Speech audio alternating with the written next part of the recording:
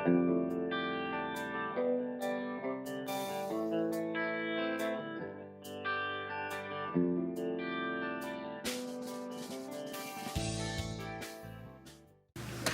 next speaker is Bill Burke from the Department of Information and Decision Sciences in the Purdue School of Business.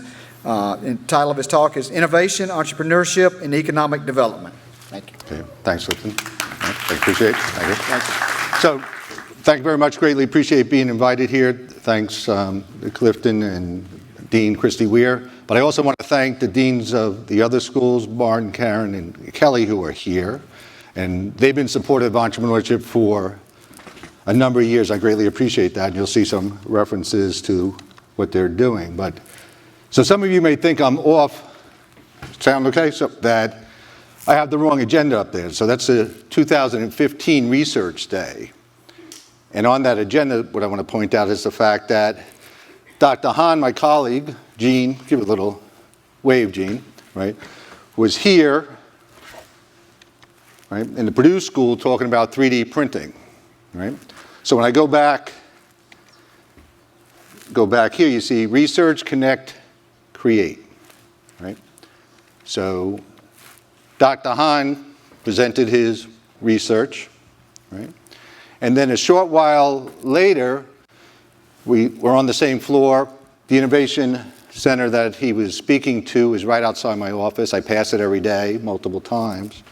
And one day I'm there, and Dr. Hahn is leaning over the 3D printer, and Dean B. Hardy, who couldn't be here today, she's in William and Mary? I think so. At a conference in William and Mary, I believe, today, and she apologized for not being able to be here. So her and her team had their portfolios open and vigorously taking notes, right? So they're scratching stuff out as Dr. Hahn is talking about 3D printing. So lo and behold, this small building opened up, right? And what do we find? Makerspace. So Dr. Hahn was the first one to see it. He contacted me and said, hey, Bill, you got to go see this space. It's unbelievable. So how many of you have been to this space? Do you know where it is? Right? It's in this building, right? Just a few hands went up. It's in this building, first floor, far from where I'm standing, far right corner, the corner out by the, going towards the Purdue School. If you're sending something to print on the first floor, and it goes to the printers, you'll pass this as on your way to the printers. Anyone from the makerspace here? I talked to a few. No, I don't think they were able to. From the library. You're from the library? Right. So they'd be more than happy to help you out. So it's fantastic. As you can see, a lot of equipment. Dr. Hahn would die to have this type of. He has one PC driving 3 printers, right? And this is a one-to-one. I've been in there a number of times, so it's fantastic space. It is available for your use. Some of the entrepreneurship winners in the competition are also the technicians that work in this space. So they want you to use it. And guess what? What's a key word? If you're a student, what do you want to save? Money. This year, right? This year, it's free for your use. Free for your use. So fantastic tool that's available. And once again, evolved. It was created as a result of what happened here in Research Day in 2015. So Bill Burke's hope, as well as my fellow speakers, our hope is that you'd be able to find one thing in our presentations today that would be able to be created over the next year. Research publication. Happy in 2014, right? So I don't know how many of you realize, so when you walked in here, you probably picked up one of the most current publication that's available to you, but do me a favor, go back to the 2014 version that's online for your use, right? And be able to see the article on the entrepreneurship competition. So a lot about what I'm talking about now was started to be written about in 2014 when we just started very small. At that time, we had a $30,000 competition and a $60,000 competition. I'll talk later about some details. But if you're interested in seeing some additional information, Clifton and his team put that together in that research article. So it's interesting to see how far we've come. Dick Bernstein, myself and his son Kevin, all great supporters of the university.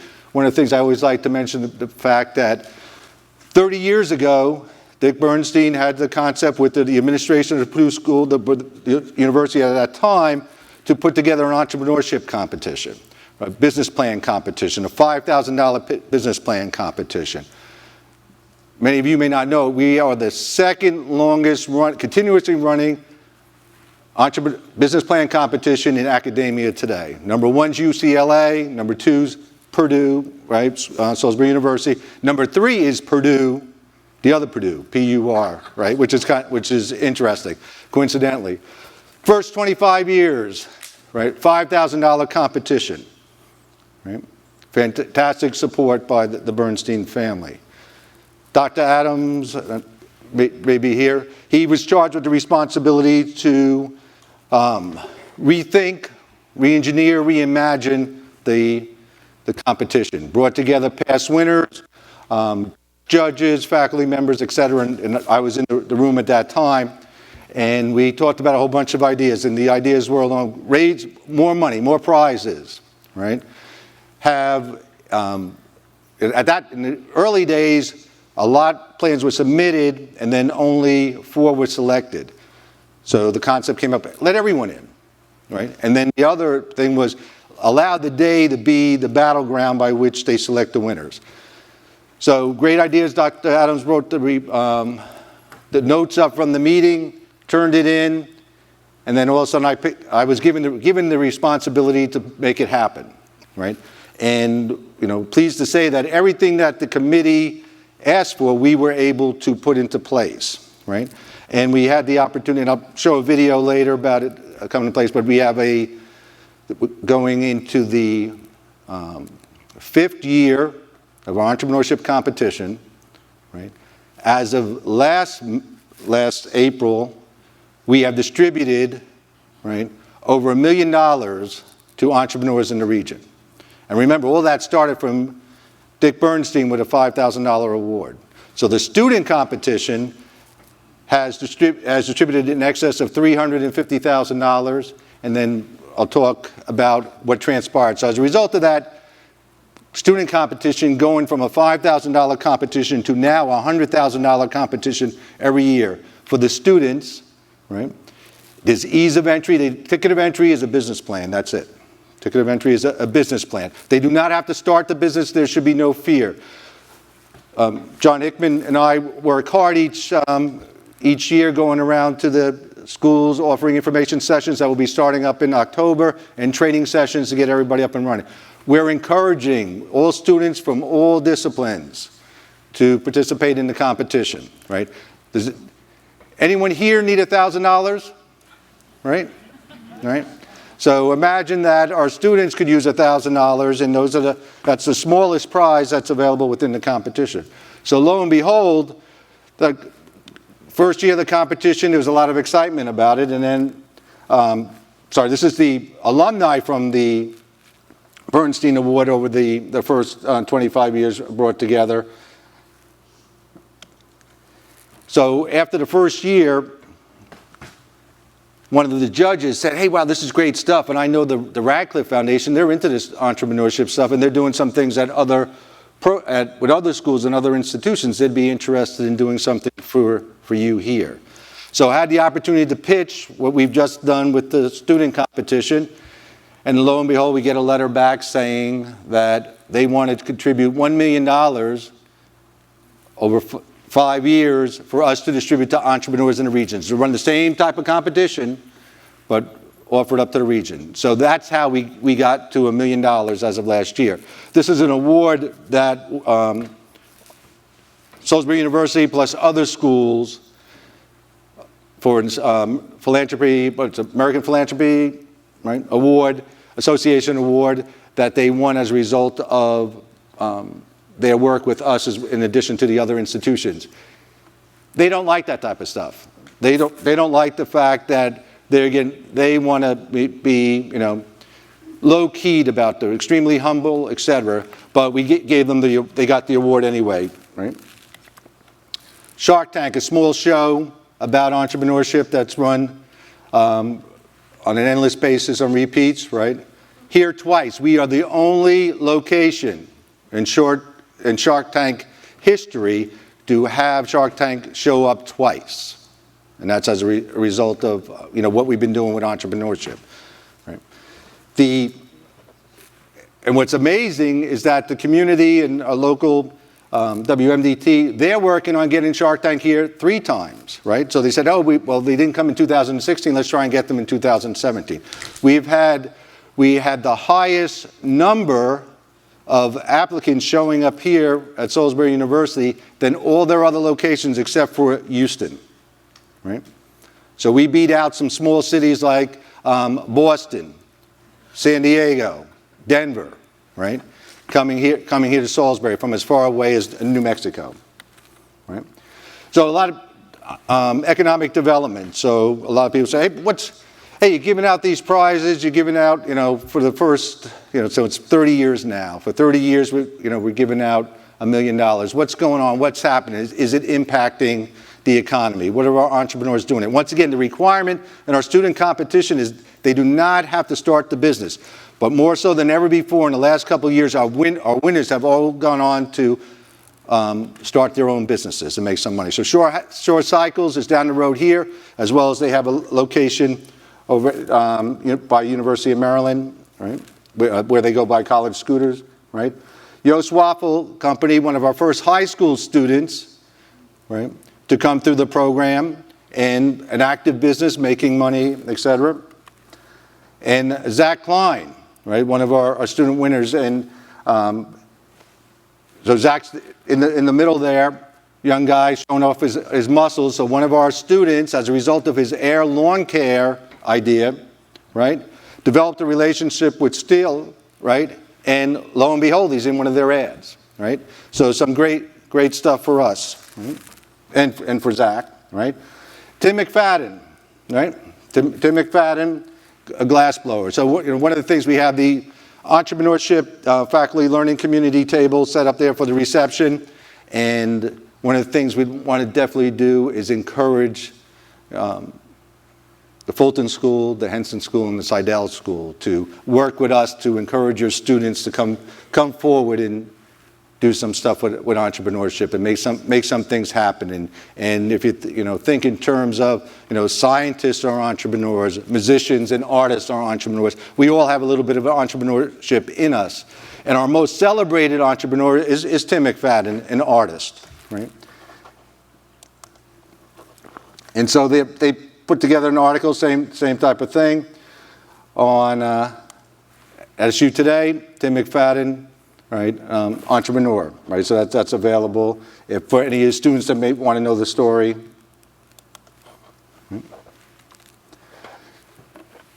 Tim and his partner, Eric, came back to participate in the Shore Hatchery. So once again, Tim was one of our most celebrated student winners, came back with his partner to be a 2-time winner within the Shore Hatchery, right, with their zero gravity creations.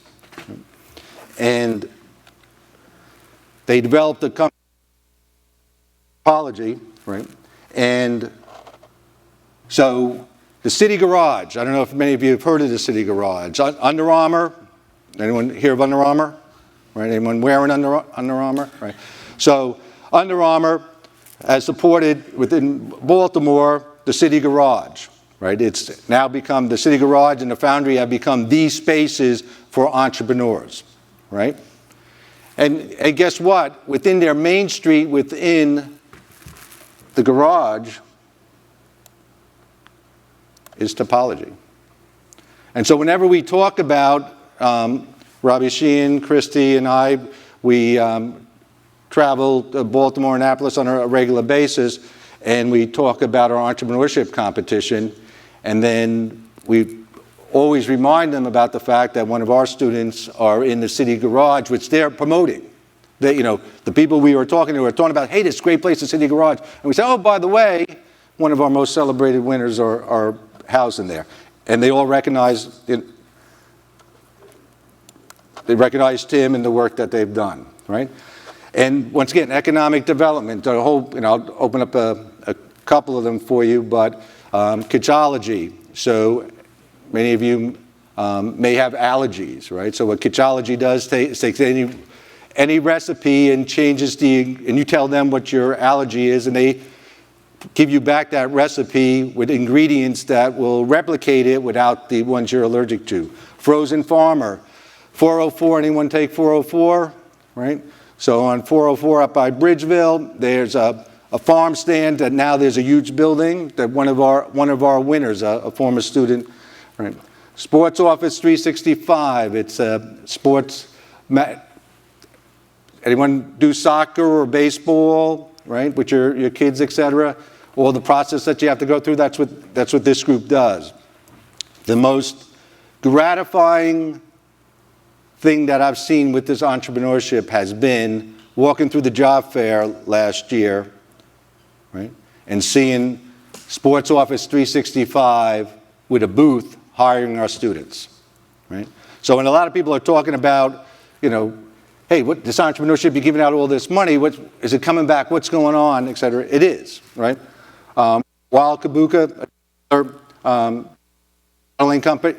bottling company for their drinks, we're getting a lot of, we're working with them, getting a lot of support, they're getting a lot of traction. They've moved into a bigger space as well, and our contact with them has only been within the past 6 months, so some great stuff. And Oasis Marinas, Christy and I were meeting with IMET right down on the Inner Harbor, and lo and behold, we're walking along, and there's a sign for Snag-a-Slip. Once again, one of our winners. So let me just so the only reason why I'm doing this is just to prove to you that these companies do exist, that I'm not just making this stuff up, right?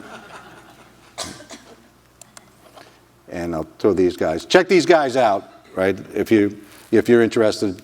But the others are all legit as well, right? Right. Startup Bus was here on campus, right? That's our ecosystem. Those are the individuals that are supporting entrepreneurship here in the community, right?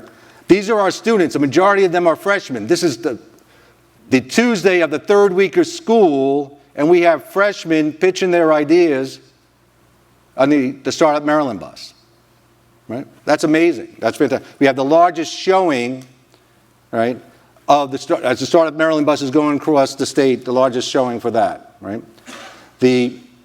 Looks like I probably don't have time for the video, but let me just jump into a few other things in regard to, we have we have a freshman entrepreneurship learning community. This is the second year for that. We have a sophomore learning community. Just the other day, brought the freshman and sophomore learnership communities together, and the sophomore community is mentoring the freshman community. Fantastic stuff. We're trying to start up the faculty learning community. The ecosystem is out there in regard to supporting everything that we're doing, right? Want to do with the startup morning workshop in order to do some brainstorming and race to innovate. So activities where everyone could get involved, right, and participate in the entrepreneurship and get some excitement, right?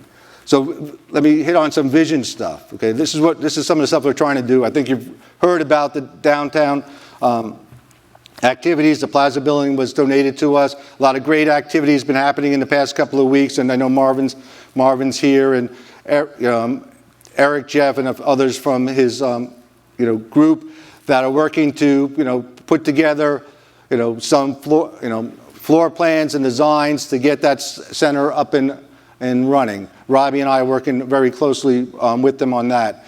Right, we're looking to build an on-campus hub, a place for the students to start, and Dean Christy Weir and her team are working on getting something up and running soon in this semester. So we create our student feeder system for the downtown space that's being created, right? So not every student's going to want to start a business, but students may want to, hey, find out what's this about, and they need a place to go. Right now, there is no place for them to go. They don't know, what entrepreneurship is, et cetera. We're doing talking about regional economic and entrepreneurship listening sessions. So we're looking, Robbie and I are planning to, and John Hickman as well as Memo, we're going around to the region talking to our economic development partners in the various counties and finding out what's important to them and how we could bring economic development and entrepreneurship together.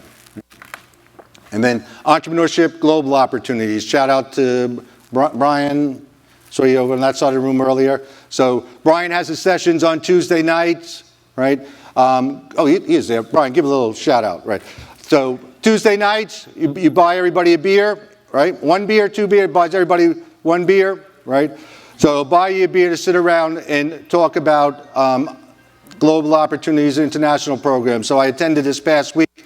Dr. King, give a little wave, right? So I'm there, and I talk about, some of my ideas associated with global entrepreneurship, right? So, and basically what that is that we'd like to go to various countries on what we'll call mini-mesters, short trips, right?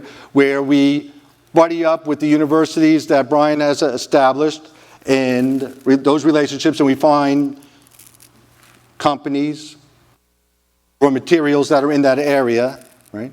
And endeavor to provide some support to them on that side, but also to bring back here for our students to get, how can we take things from a global, right? A global economy, bring them back here to Salisbury. So I gave that little pitch. Dr. King, shout out to, hey, you business guy, let me tell you what I got going. I got this trip going to Ghana in the, during spring break, right? This is what we do, right? And what was my response back to you? Let's do it, right? So, we want to make that happen. We're talking, we have a, Laura Anderson and Savannah Chambers run a trip in conjunction with Brian's office and the Purdue School of Business to Costa Rica in the winter. And they're endeavoring to do the same thing. This is going to be kind of beyond that, where we're actually taking the business skills that they're learning in entrepreneurship and then trying to start businesses with the goal that over the next couple of years to endeavor to go around the world. And since it's a research thing, I have to throw some research stuff in my last slide. My last slide's for those who are getting nervous, right, and looking at their clocks, right? So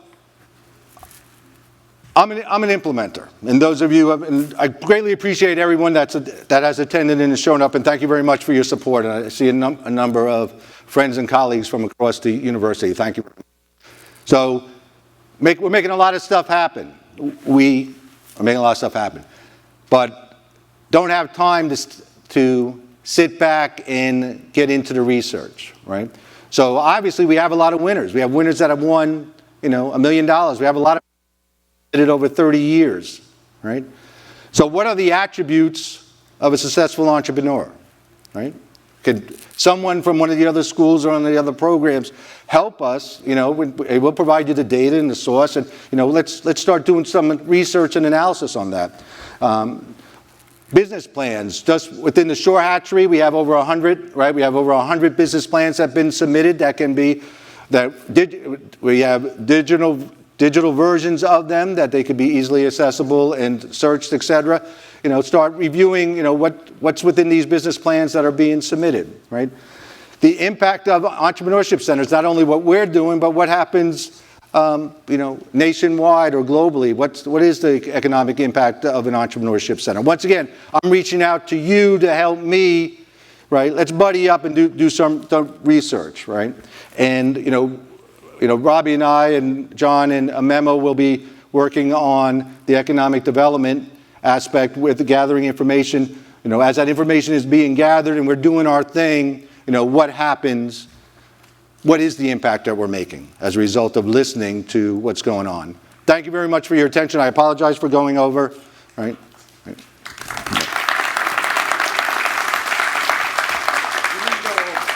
Bill, I wondered if you'd comment briefly on the conversation we had with TEDCO a week ago or so about intellectual property and how we approach that. Very good. Thanks. And that's, as I've said, I'm getting great support from the deans at all the other schools, and one of the things that Karen focused on. So there was a TEDCO meeting in the late August. I wasn't able to attend. Karen, some others attended, and when they started the session, she jumped up right away and said, intellectual property. We need the facts, the details, the legal aspects of intellectual properties. And so she was able to get them to commit to come back here on campus. We brought a number of individuals together in order to hear from them. And just as a result of this meeting, they have, so from an intellectual property standpoint, the expertise in regard to intellectual property is not here on the peninsula, right? We need to go across the bay. Obviously, a lot of, in the legal profession are not that interested in, except in the summer, right? Coming over here, et cetera. But, we're not getting that, that contact. So TEDCO has stepped up as a result of Karen's work to, say, hey, we will provide, intellectual property. They'll use their network to provide intellectual property support, advice, and counsel, et cetera, for us. And Clifton was at that meeting as well, right? Go ahead. I know you've talked about making this a global movement, but as someone who's lived in the small towns here and seen downtown areas dry up as more and more people go to the big box stores and Walmart, how do you see entrepreneurship changing in the future? I know a lot of towns are having their own movements with downtown Fourth Fridays and trying to encourage people to buy local. But do you see that having... do you see entrepreneurship becoming more popular now, or do you think it's still too much of a risk? Very good. And thank you very much for the question. Right, everyone hear the question in regard to, what is the community theme about entrepreneurship? What's the impact entrepreneurship would make on the local economy? Fantastic question. Hey, lo and behold, we're building a downtown entrepreneurship center. Look at that. Why are we building it? Exactly for what you're talking about. So everyone here has been downtown. If you start looking into the history of this community, and I brought up, Dick Bernstein early on, and a number of the companies that are in this area, were founded by Dick Bernstein. Dick Bernstein himself, the space, Marvin, that we were looking at, right? That's empty space. That's how Dick Bernstein started. He had empty space. He couldn't get $5,000 to buy the equipment, and he, taped out, I want a router here, I want a drill press here, et cetera, and that's how his business started, over 50 years ago. So, yes. So from the point of, there's a lot of what I'll call shared space out there, but there is not a lot of, what I'll call makerspace, true makerspace. So the best example I could give you is what we're trying to build downtown is not just shared space where you go and you're able to have free Wi-Fi, have some place to go, place to have a meeting, et cetera.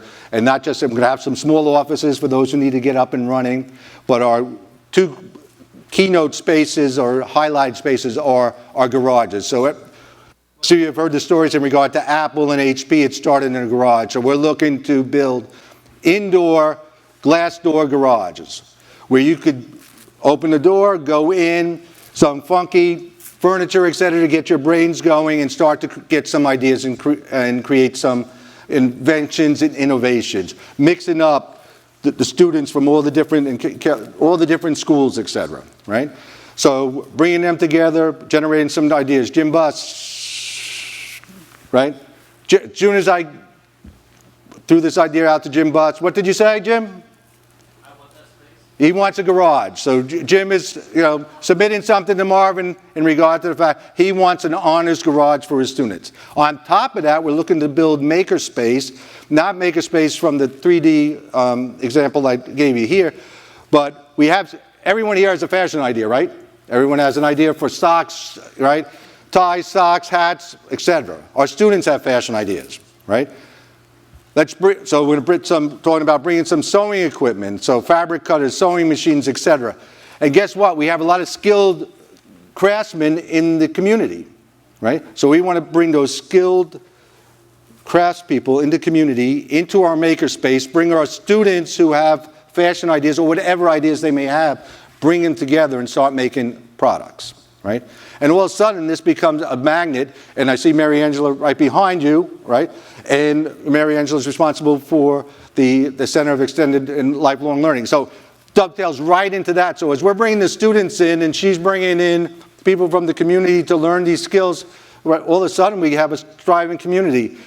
Tremendous support from the mayor, tremendous support from Palmer Gillis and all the real estate and investment groups in the area. They're looking for us to take the students from campus, put them in the hub, shake out those that are able to get a business going, move them downtown, highlight them downtown, and give them what they need and bring the community in to support all that stuff, and then put them into the open spaces that are there. And I'm just talking about Salisbury, as I mentioned earlier. Robbie, Memo, John, and I, we're going to the counties in order to gather some information about it.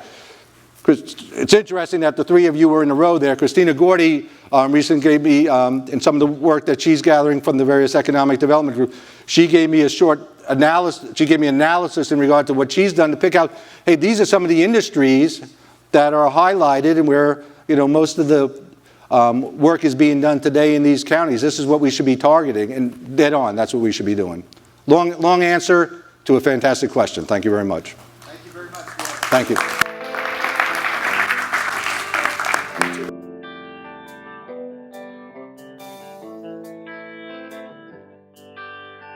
you.